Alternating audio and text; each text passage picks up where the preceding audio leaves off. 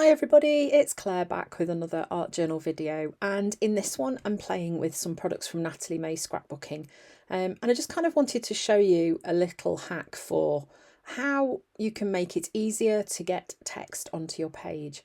So I'll get to that in a minute. I'm going to start off talking about this bit of collage paper. So this is one of Nat's. It's as you can see, like a scribble text.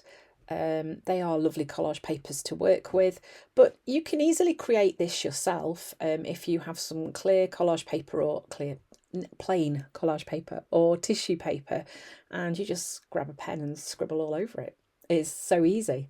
I'm basically going to add this to my page using some matte medium. I've just ripped off the corners, so I've got this piece going across my page. So this is like my first layer, really. And this is going to just kind of get rid of that blank page to start off with before I go in with some colour.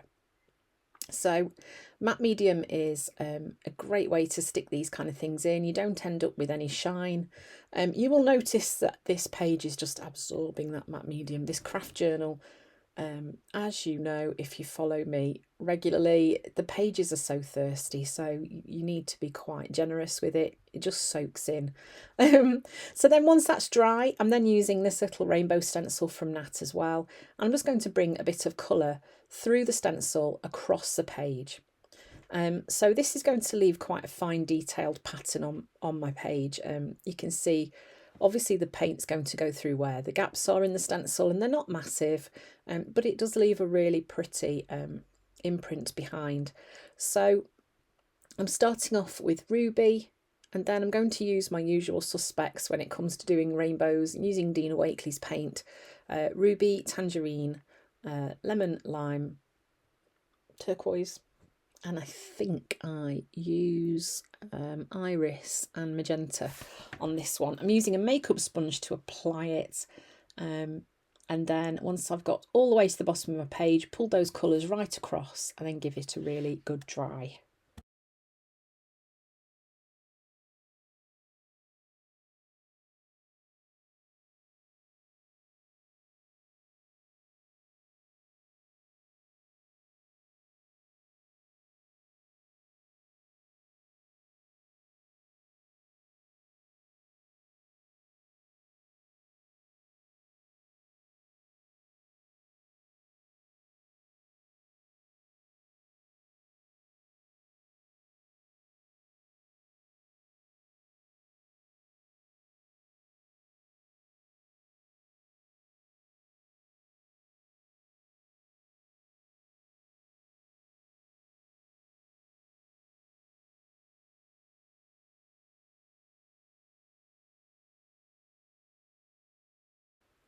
So once that's dry, it's then time for a little bit of mark making. So I'm using my dotty stamp. Sorry, my camera's a bit wobbly.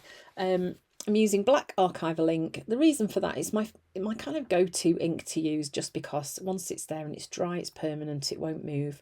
If I go in and use any more wet media over the top of it, I don't always know whether or not I'm going to do that. So this kind of gives it that versatility that I don't need to worry. Then I'm using my Shoot for the Stars text stamp, and I'm just bringing a bit of more text onto the page. This is a very different style of text to that scribbly background. So that kind of starting to add to those details. Now this is my hack for getting text onto your page. So you can see this has got like brush stroke marks on it. This is a stencil from Natalie May Scrapbooking as well. This is quite easy to recreate yourself too. And this gives a great scaffold for starting to add text onto your page. So I'm using black gesso here.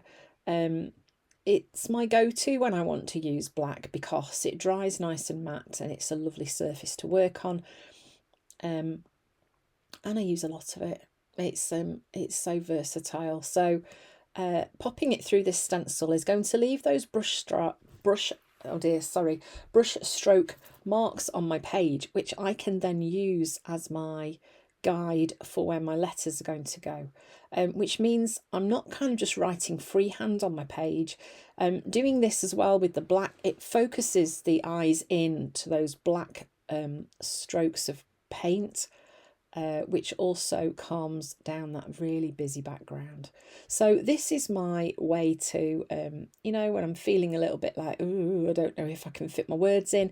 Using a technique like this means that you've then got, you've got that kind of base to work off, and it's a great way to kind of start introducing your own handwriting to your pages. But you're not worrying about just going straight onto your page. You're using that as your foundation layer.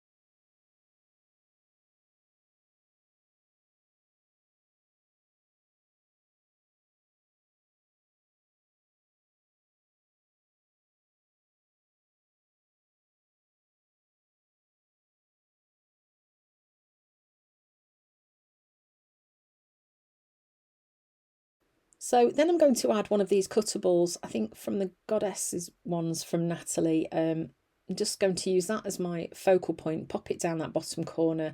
The colours work really nicely, they're quite bold, and it just breaks up those black lines as well. So I'm going to stick that in using some glue, probably a bit of double-sided tape as well. These are on a sort of cardstock, but they're just such lovely images, and I love the fact that they're so bold and colourful. Yeah, going to work really nicely with this page. So like I say, I'm just going to stick that down in that bottom right hand corner, and just breaks up the page a little bit. Although this page would work perfectly well with just text on it because it's quite colourful behind. But I kind of wanted to add one of these groovy figures on there as well. Okay, there she goes. So then I'm going to use some Life of Colour pens to write my text onto my page. Oh, that's another technique I sometimes do, is to use a brayer just to help make sure things are stuck down really well.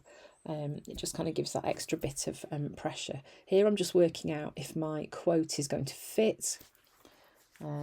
Yes.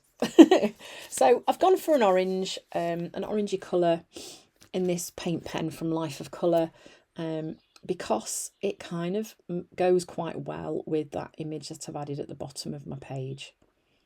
And then, as you can see, I am using those lines as my guide for my letters. So making my letters touch the top and bottom, it gives that, like I said, that scaffolding for writing, which means I'm not worrying about whether my letters are the same size or whether they're going to fit.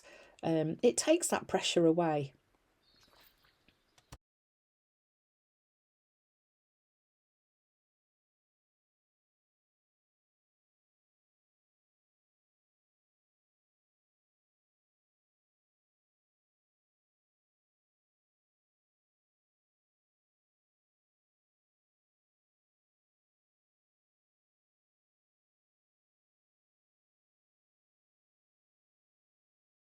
So because the focal image has got quite a lot of white on it, I wanted to bring some white onto the rest of the page. So I'm using one of my cookie cutters, dipping it into some white paint, and I'm going to use that to start to stamp some white circles onto my page. So they're just going off the page. You can see that already brings like that pop of white. It balances the page out because I've got that quite bright, bold image at the bottom. Here I'm just masking off the page opposite so that I could stamp half of a circle or part of a circle onto that page. Then I felt that that wasn't enough with just those on there, so I wanted to get some different size circles on there too. So grabbing this piece of cardboard tube, I'm just going to use that to stamp some more circles onto the page, and then I go in again with an even smaller size, and finish off, of course, with some white splatters.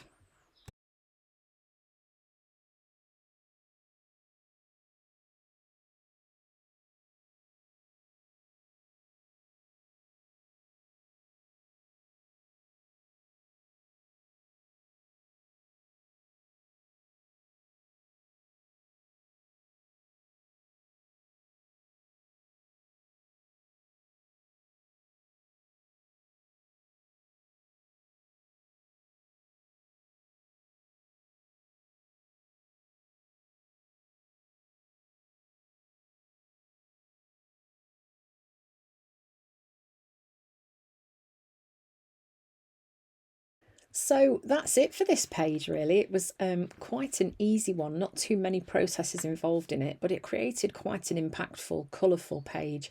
And using this technique to get your text onto your page is a really great way to get started. So give it a go and you'll find that your confidence in writing on your own journal pages, it grows. Thanks for watching and I hope to see you again soon.